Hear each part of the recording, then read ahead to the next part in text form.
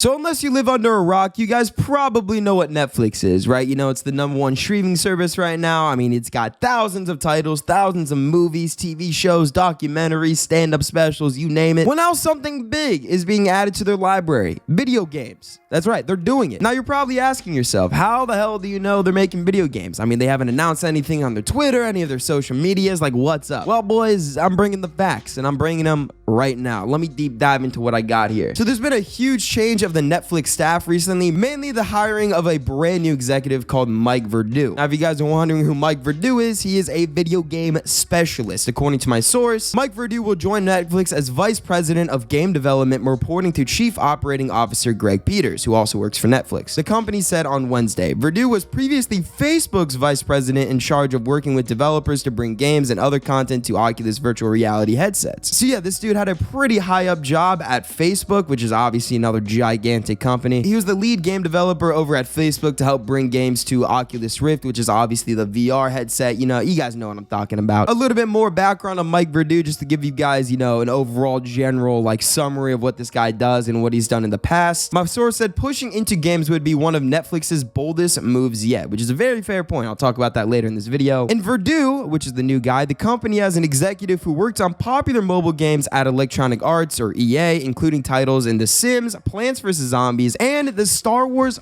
franchise. He's got some big titles under his belt. He also served as chief creative officer for Zynga Incorporated between 2009 and 2012. Zynga Inc. also manages like game development for mobile games like Zynga Poker, and there's a lot more they made too. So yeah, this guy definitely has a very hefty background when it comes to game development. And Netflix just recently hired him, which means Netflix is bringing video games to Netflix. Netflix is also going to be hiring a lot more gaming developers to their team. My source said this: Netflix will be building out its gaming team in the coming months, according to the person familiar with the matter. The company has already started advertising for game development related positions on its website. So yeah, they're trying to get a huge team of game developers going to obviously bring video games to Netflix. Now, this is a very interesting thing they're going for here. Obviously, now there are a ton of streaming services. I mean, you got Netflix, Disney Plus, Hulu, Showtime, Paramount Plus, and so much more. The days are over for Netflix being like the only main streaming service. I mean, it's got a lot of competition now, so it's got to stand out in some way. And what better way of doing that than bringing video games to its platform, the very first streaming service to ever do so. And this move into video games is a huge step for Netflix. I mean, this is like going to separate them a lot from their competitors. My source had to say this about the matter. Quote, "This feels like a significant event with broad ramifications across the video games landscape," City Analysis Jason Banzit wrote in a note Thursday. He said Netflix's move creates obvious risks for large game developers and publishers. An analyst over at Bloomberg as well, this guy's also very important too, Geetha Rangathan, I got it.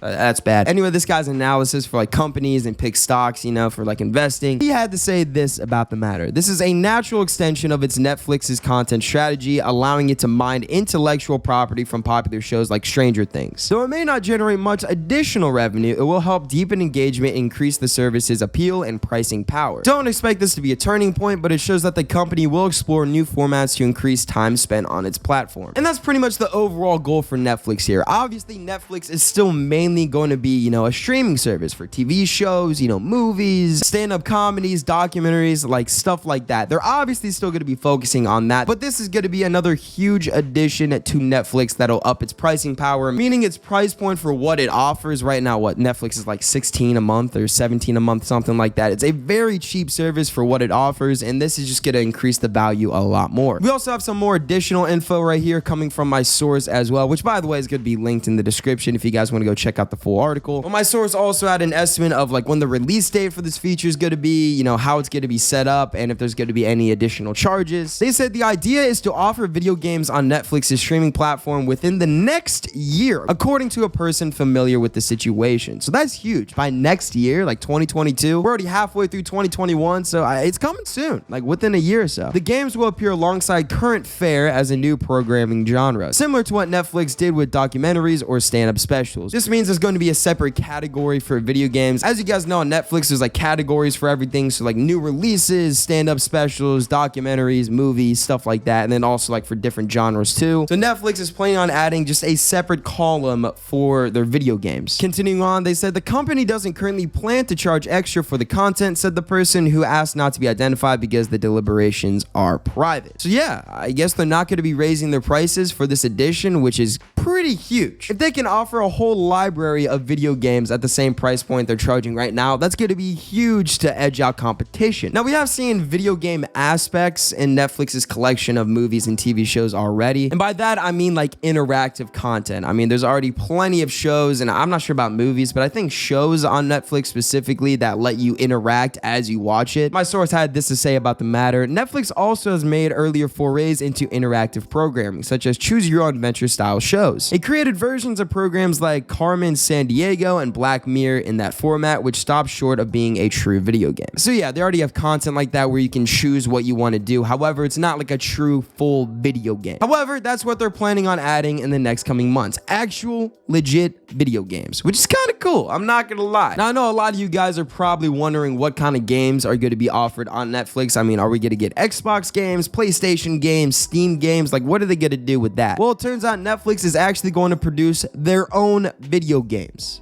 Yeah, you heard that right. They're making their own video games on top of all of their shows they're making, movies, etc. And this makes sense. I mean, they have a slew of TV shows that are like super popular. One that comes to mind that's also mentioned in the source right here is Stranger Things. I mean, they've already made merchandise for Stranger Things. I mean, they could do stuff with like, I don't know, Black Mirror. They could do stuff with like Outer Banks. I mean, shit, I haven't been on Netflix in a while. I don't know what's popping anymore. But still, any popular TV show that skyrockets, they could just make a video game out of it. And obviously in the past, we have seen video games that are made based off of TV shows. My number one favorite and a piece of my childhood, Simpsons Road Rage. Leave a comment down below if you ever played that game. That game slapped.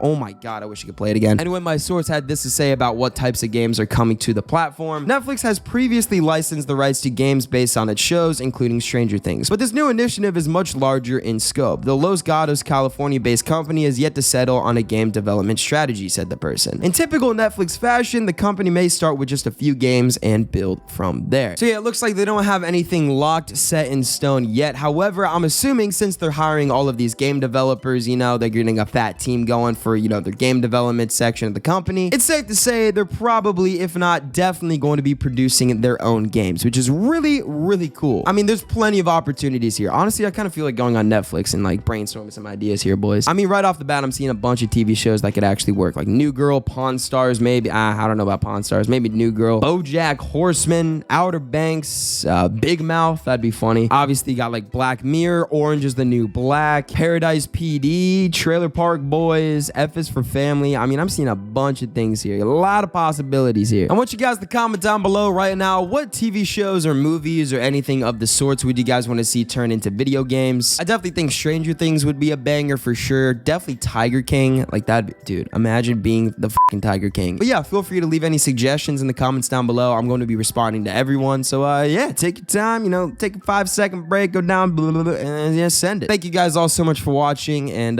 yeah, I'll see you guys in the next one.